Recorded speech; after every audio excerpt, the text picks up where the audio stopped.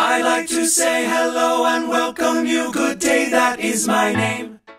What's up, guys? This is the Unknown Mustang here with that tune-up video I was telling you about for Gran Turismo a couple videos ago. Now the car we're going over right now, this is the Corvette ZR1 C6 from 2009, as you can see there, and we're going to be testing it for what I believe right now the perfect setup for the car at Daytona International Speedway, which is the oval, not the infield track. Now I want to point out here, the horsepower of it is at 905 horsepower. Now this video is basically, I'm going to show you how to get there and what you're going to need to get there. You're going to need all this stuff here. Brakes, they give you this, but I mean, it's an oval. You're not going to need brakes, at least not at Daytona. So we're going to go over that, and as you can see here, I have a lot more cars than when I did last time. So let's jump right into it. We're going to start with the tuning shop first. And we're going to start with the body and chassis. Tires will be last. So body and chassis. It's important to lose the weight of the car, because when you lose weight, it makes the car gain more agileness, more maneuverability. So say you have 905 horsepower and your car weighs 15 tons. It'll probably go 20 miles an hour. Why? Because it's trying to push all that weight. Now, if your car weighs 1,000 pounds and it's got 905 horsepower, you'll probably be quick as the wind. That's all I'm saying. So, in total here, this is about, what, $35,000 here. $43,000 right there alone. Now we're gonna go engine. This is, I don't know if I have to explain this. All of this makes the engine go faster. It'll bump it up by about, I want to say 100 horsepower or so. All these stage engine things right there. Then if you buy this, it'll pump it up like, I don't know, I want to say 20 horsepower. Now for the intake system, this is all very cheap right here. 2,500 and 4,500. 450. Wow, I cannot talk. Whatever, it's fine. All this right here, this is going to bump you up about, I want to say 15, 20 horsepower, maybe 30. And this is going to bump you up 10. So, it's all very cheap, but you get a good bang for your buck. Can't talk again, wow. So, in the exhaust parts, you're going to want to get the sports exhaust manifold.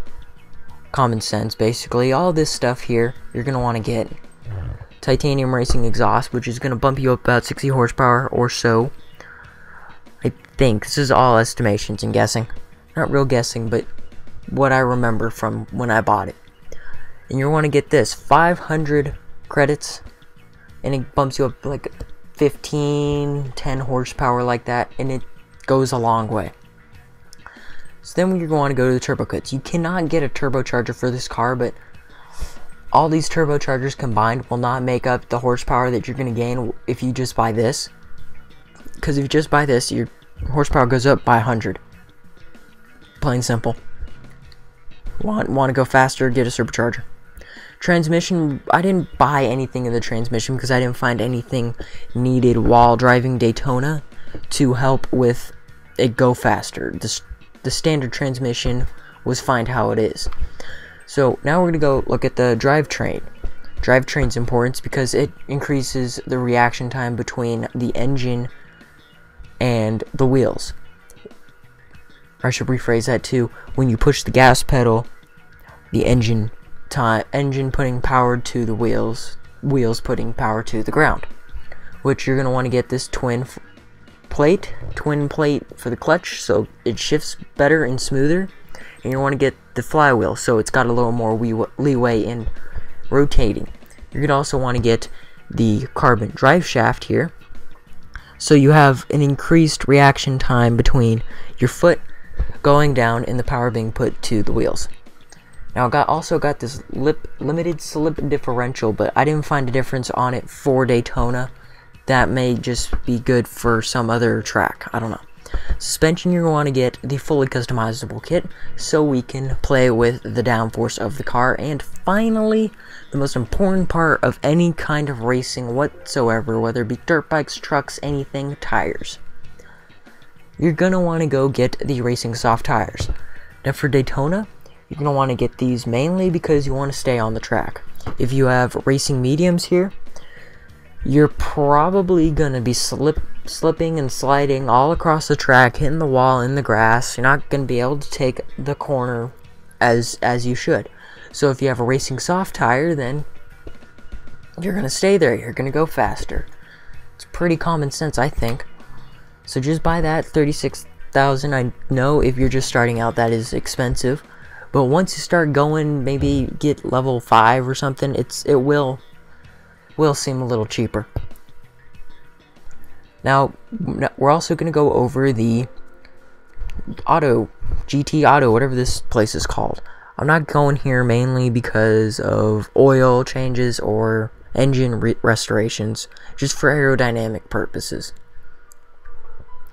Now, as you see here, I have a spoiler, I have little wings on the front and sides of the car, and that's what I'm going to show you here. This right here, this is the front one. I don't exactly know. I think it says 1500 behind the installed words.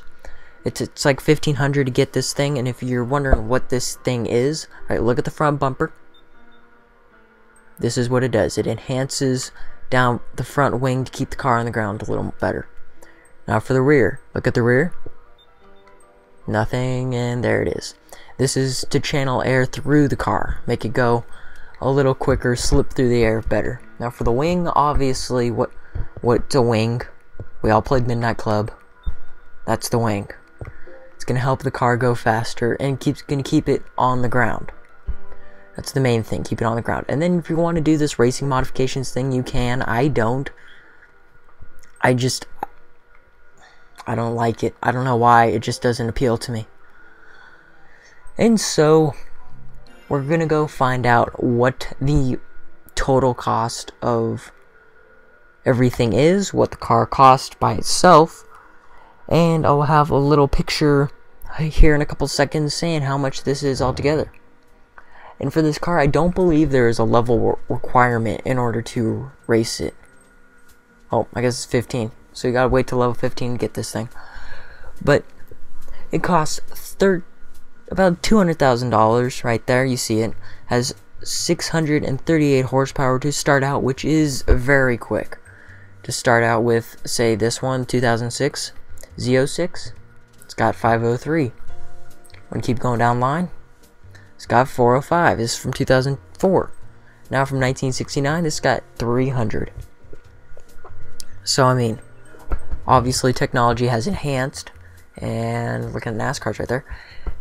And so you're going to be spending about $200,000 for the car, and a little over $200,000 for the parts, and maybe about, I want to say, a little under 10 grand for the aerodynamics portion. So now we're going to go into Daytona, and I will show you, I mean, what's good about having all this stuff, the exact setup and all that stuff. So let's get right to it, huh? Yeah. Daytona, here we come.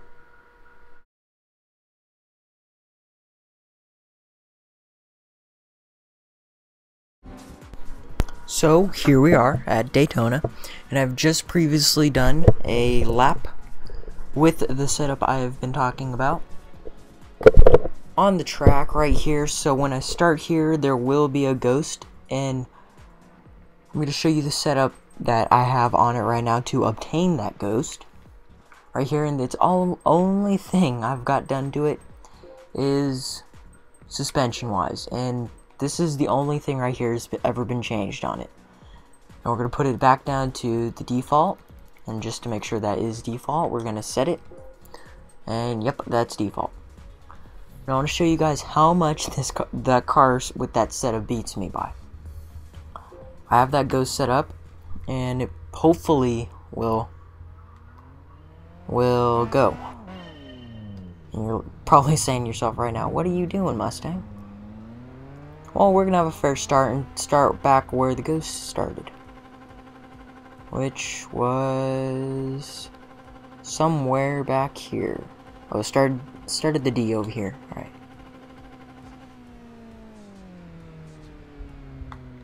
All right. Fair start. All right, here we go. This is how far I went back to go get that extra speed jump.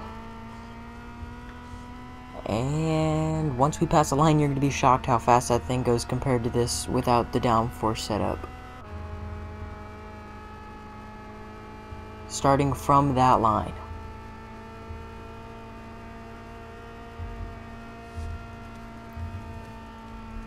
Now, this is not rigged. This is not anything bad that I'm doing. It's not me doing anything, because you see the throttle, that white bar down there, that is completely full. Means I'm pushing the gas down as hard as possible. And I'm trying not to drive bad, but you know, I drove bad on that take in front of me too. So I mean, just look at that time right there. Look at that. Look how much he just beat me by. See that time right there? 3:37. That is enough time to lose a race. Whoa, you guys just dropped. That's enough time to lose a race, as you saw if you watch any of my Gran Turismo videos, as you saw with my 0.10 of a second loss against that one guy. So, hopefully that helps. Hopefully there's people out there who are watching these and saying, hey, so that's how you set up a Corvette for Daytona. Because I had trouble with it at the start, and I tried YouTube videos, search YouTube videos how to say, hey, you're doing this wrong, or something like that. There's none out there. So if you're passing by and you see this video, give it a thumbs up, because it really helps the channel out, as you know. If you watch Call of Duty videos, X-Jaws, that's what he says. And seems to be doing him some justice, so. I'm the Unknown Mustang, and I will see you guys later. See ya.